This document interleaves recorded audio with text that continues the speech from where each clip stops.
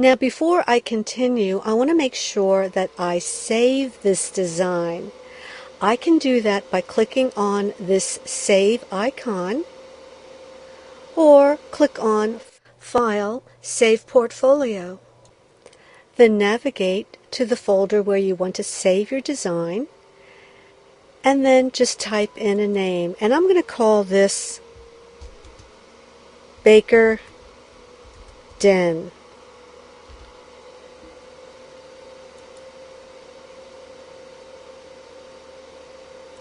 There.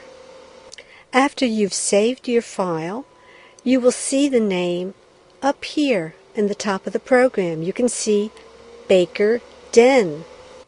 Dreamdraper files will have an extension of DDF, but when you go to name your file, you don't have to type that in. Just type in the name of the file, such as Baker Den. The program will automatically add that DDF extension.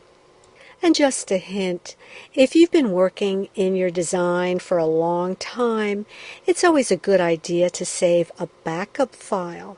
And to do that, you can always click on File, Save Portfolio As, and rename your file, such as Baker Den A, Baker Den B, Baker Den C.